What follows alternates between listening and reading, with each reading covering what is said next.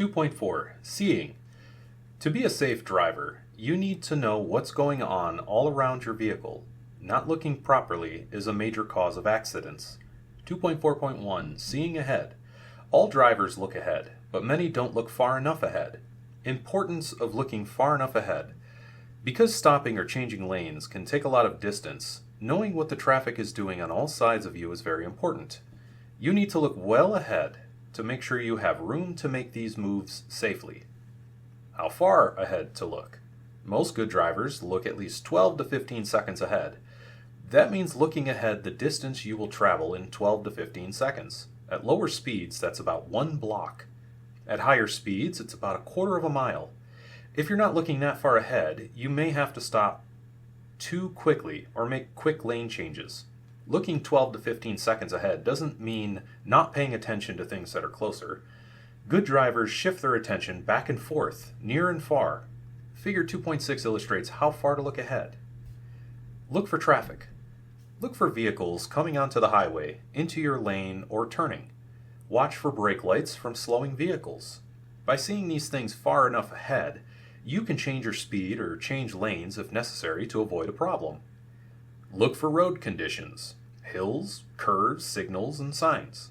If a traffic light has been green for a long time, it will probably change before you get there. Start slowing down and be ready to stop. Seeing directly in front of large commercial vehicles. To reduce driver blind spots directly in front of large commercial vehicles, a New York State registered truck, tractor, tractor-trailer, or semi-trailer combination with a gross vehicle weight rating of 26,000 pounds or more, and a conventional cab where more than half of the engine length is forward of the foremost point of the windshield base and the steering wheel hub is in the forward quarter of the vehicle length, must be equipped with a convex mirror on the front of the vehicle whenever it is operated within a New York City with a population of 1 million or more, on roadways other than controlled access highways. The mirror must be adjusted so the driver can see all points on a horizontal line 3 feet above the road and 1 foot in front of the vehicle across the full width of the front of the vehicle. 2.4.2 Seeing to the sides and rear. It's important to know what's going on behind and to the sides. Check your mirrors regularly. Check more often in special situations. Mirror adjustment. Mirror adjustment should be checked prior to the start of any trip and can only be checked accurately when the trailer is straight. You should check and adjust each mirror to show some part of the vehicle. This will give you a reference point for judging the position of the other images. Regular checks. You need to make regular checks of your mirrors to be aware of traffic and to check your vehicle. Traffic. Check your mirrors for vehicles on either side and in back of you. In an emergency, you may need to know whether you can make a quick lane change. Use your mirrors to spot overtaking vehicles. There are blind spots that your mirrors cannot show you. Check your mirrors regularly to know where other vehicles are around you and to see if they move into your blind spots. Check your vehicle. Use the mirrors to keep an eye on your tires. It's one way to spot a tire fire. If you're carrying open cargo, you can use the mirrors to check it. Look for loose straps, ropes, or chains. Watch for a flapping or ballooning tarp. Special situations. Special situations require more than regular mirror checks. These are lane changes, turns, merges, and tight maneuvers. Lane changes. You need to check your mirrors to make sure no one is alongside you or about to pass you. Check your mirrors before you change lanes to make sure there is enough room, after you have signaled to check that no one has moved into your blind spot, right after you start the lane change to double check that your path is clear, after you complete the lane change. Turns. In turns, check your mirrors to make sure the rear of your vehicle will not hit anything. Merges. When merging, use your mirrors to make sure the gap in traffic is large enough for you to enter safely. Tight maneuvers. Anytime you are driving in close quarters, check your mirrors often.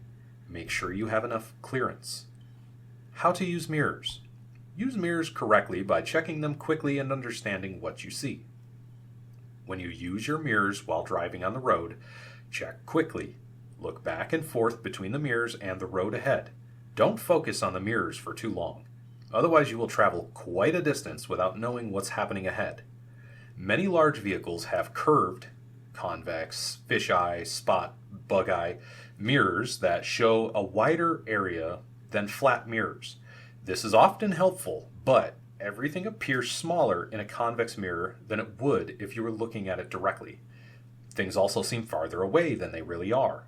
It's important to realize this and to allow for it. Figure 2.7 shows the field of vision using a convex mirror. 2.5. Communicating. 2.5.1. Signal your intentions. Other drivers can't know what you are going to do until you tell them. Signaling what you intend to do is important for safety. Here are some general rules for signaling. Turns.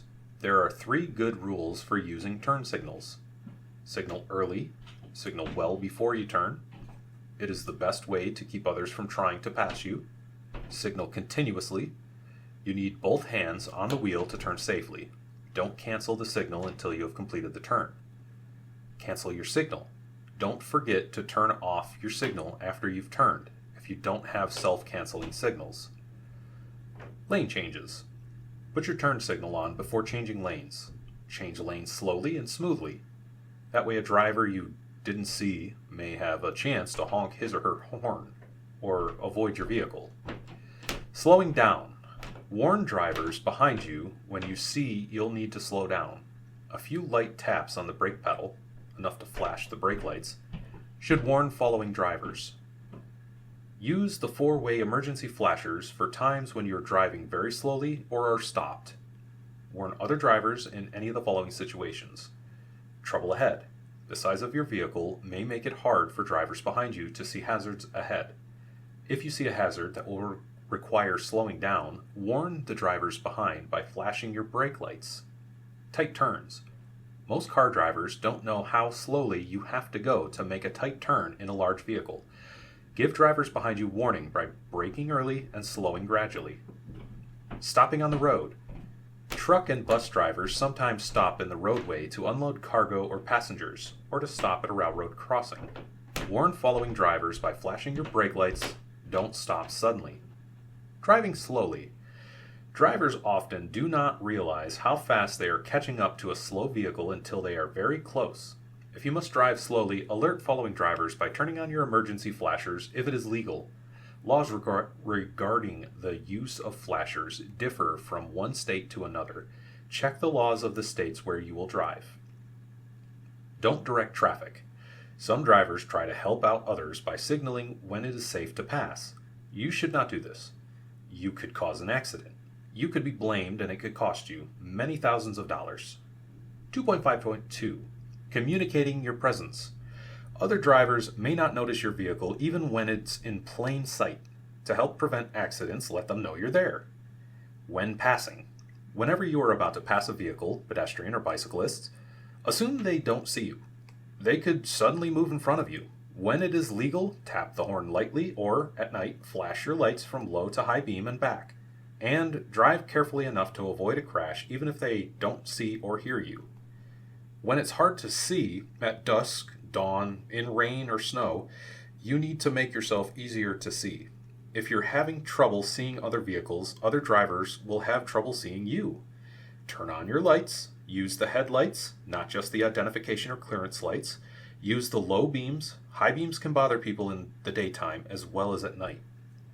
When parked at the side of the road, when you pull off the road and stop, be sure to turn on the 4-way emergency flashers. This is important at night. Don't trust the tail light to give warning. Drivers have crashed into the rear of a parked vehicle because they thought it was moving normally.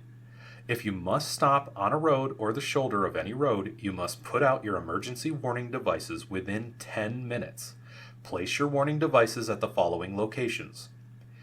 If you must stop on or by a one-way or divided highway, place warning devices, i.e., flares, triangular reflectors, cones, etc., 10 feet, 100 feet, and 200 feet toward the approaching traffic. See Figure 2.8. If you stop on a 2-lane road, carrying traffic in both directions, or on an undivided highway, place warning devices within 10 feet of the front or rear corners to mark the location of the vehicle and 100 feet behind and ahead of the vehicle on the shoulder or in the lane you stopped in. See Figure 2.9. Back beyond any hill, curve, or other obstruction that prevents other drivers from seeing the vehicle within 500 feet. If line of sight view is obstructed due to hill or curve, move the rearmost triangle to a point back down the hill so warning is provided. See Figure 2.10. When putting out the triangles, hold them between yourself and the oncoming traffic for your own safety, so other drivers can see you. Use your horn when needed. Your horn can let others know you're there. It can help to avoid a crash. Use your horn when needed. However, it can startle others and could be dangerous when used unnecessarily. 2.6. Controlling speed. Driving too fast is a major cause of fatal crashes. You must adjust your speed depending on driving conditions. These include traction, curves, visibility, traffic, and hills. 2.6.1. Stopping distance. Perception distance plus reaction distance plus braking distance equals total stopping distance. Perception distance. The distance your vehicle travels in ideal conditions from the time your eyes see a hazard until your brain recognizes it. Keep in mind, certain mental and physical conditions can affect your perception distance. It can be affected greatly depending on visibility and the hazard itself. The average perception time for an alert driver is 1/3 seconds. At 55 miles an hour, this accounts for 142 feet traveled. Reaction distance. The distance you will continue to travel in ideal conditions before you physically hit the brakes in response to a hazard seen ahead. The average driver has a reaction time of 3/4 second to 1 second. At 55 miles an hour, this accounts for 61 feet traveled. Braking distance. The distance your vehicle will travel in ideal conditions while you are braking. At 55 miles per hour on dry pavement with good brakes, it can take about 216 feet. Total stopping distance. The total minimum distance your vehicle will travel in ideal conditions with everything considered, including perception distance, reaction distance, and braking distance, until you can bring your vehicle to a complete stop. At 55 miles per hour, your vehicle will travel a minimum of 419 feet. See Figure 2.11. The effect of speed on stopping distance. The faster you drive, the greater the impact or striking power of your vehicle. Whenever you double your speed from 20 to 40 miles per hour, the impact is 4 times greater. The braking distance is also 4 times longer. Triple your speed from 20 to 60 miles per hour, and the impact and braking distance is 9 times greater. At 60 miles per hour, your stopping distance is greater than the length of a football field. Increase the speed to 80 miles per hour, and the impact and braking distance are 16 times greater than at 20 miles per hour. High speeds greatly increase the severity of crashes and stopping distances. By slowing down, you reduce perception distance, reaction distance, and braking distance. The effect of vehicle weight on stopping distance. The heavier the vehicle, the more work the brakes must do to stop it, and the more heat they absorb. But the brakes, tires, springs, and shock absorbers on heavy vehicles are designed to work best when the vehicle is fully loaded. Empty trucks require greater stopping distances because an empty vehicle has less traction. 2.6.2. Matching speed to the road surface.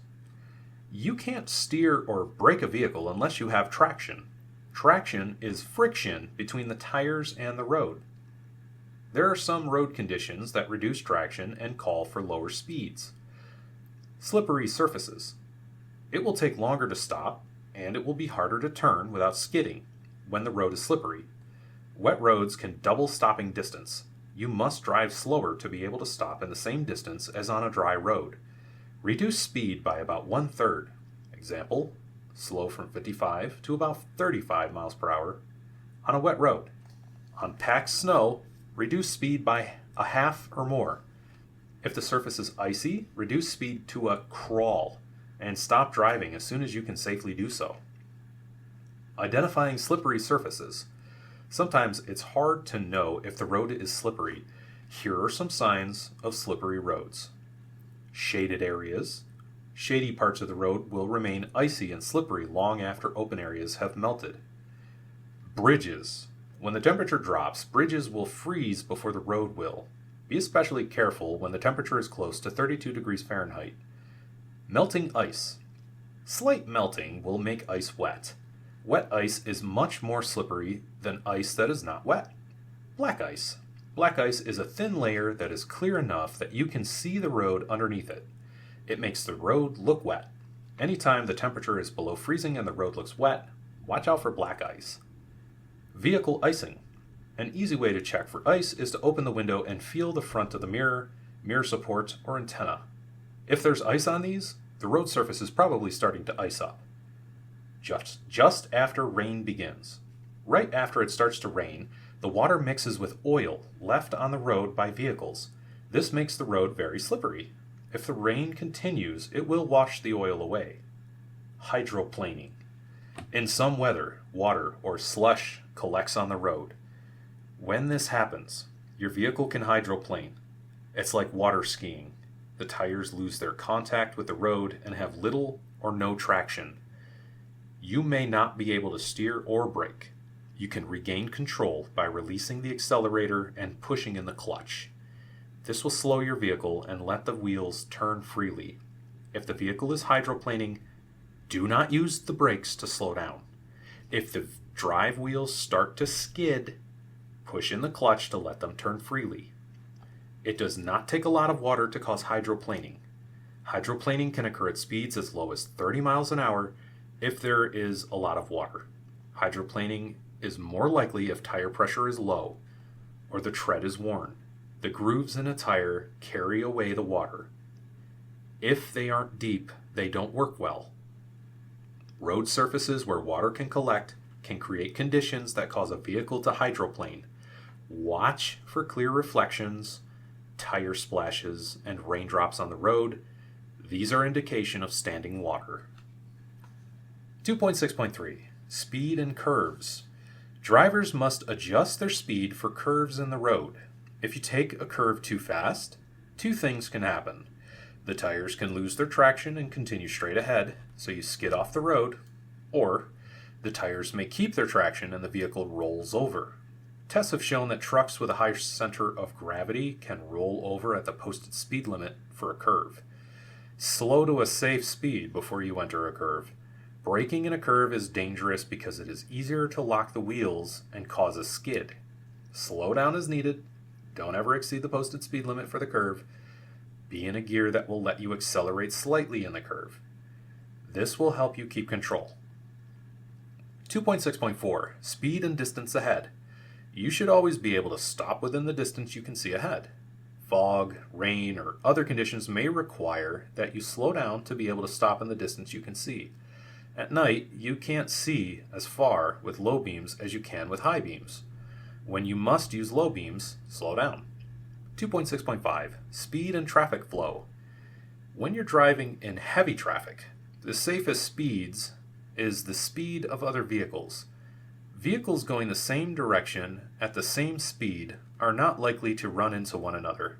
In many states, speed limits are lower for trucks and buses than for cars. It can vary as much as 15 miles an hour. Use extra caution when you change lanes or pass on these roadways. Drive at the speed of the traffic, if you can, without going at an illegal or unsafe speed. Keep a safe following distance. The main reason drivers exceed speed limits is to save time, but anyone trying to drive faster than the speed of traffic will not be able to save much time. The risks involved are not worth it. If you go faster than the speed of other traffic, you'll have to keep passing other vehicles. This increases the chance of a crash, and it is more tiring. Fatigue increases the chance of a crash. Going with the flow of traffic is safer and easier. 2.6.6 Speed on downgrades. Your vehicle's speed will increase on downgrades because of gravity. Your most important objective is to select and maintain a speed that is not too fast for the total weight of the vehicle and cargo, length of the grade, steepness of the grade, road conditions, and weather. If a speed limit is posted, or there is a sign indicating maximum safe speed, never exceed the speed shown. Also, look for and heed warning signs indicating the length and steepness of the grade. You must use the braking effect of the engine as the principal way of controlling your speed on downgrades. The braking effect of the engine is the greatest when it is near the governed RPMs and the transmission is in the lower gears. Save your brakes so you will be able to slow or stop as required by road and traffic conditions. Shift your transmission to a low gear before starting down the grade and use the proper braking techniques. Please read carefully the section on going down long, steep downgrades safely in mountain driving. 2.6.7 Roadway work zones. Speeding traffic is the #1 cause of injury and death in roadway work zones. Observe the posted speed limits at all times when approaching and driving through a work zone. Watch your speedometer and don't allow your speed to creep up as you drive through long sections of road construction. Decrease your speed for adverse weather or road conditions. Decrease your speed even further when a worker is close to the roadway. Subsections 2.4, 2.5, and 2.6 test your knowledge. Question 1. How far ahead does the manual say you should look? Question 2. What are 2 main things to look for ahead? Question 3. What's your most important way to see the sides and rear of your vehicle? Question 4. What does communicating mean in safe driving? Question 5. Where should your reflectors be placed when stopped on a divided highway? Question 6. What 3 things add up to a total stopping distance?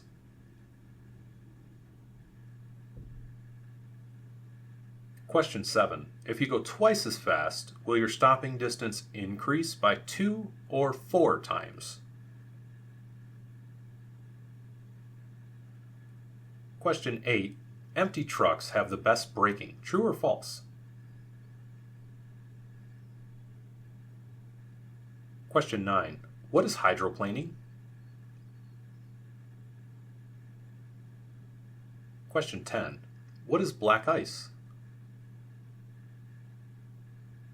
These questions may be on the test. If you can't answer them all, reread subsections 2.4, 2.5, and 2.6.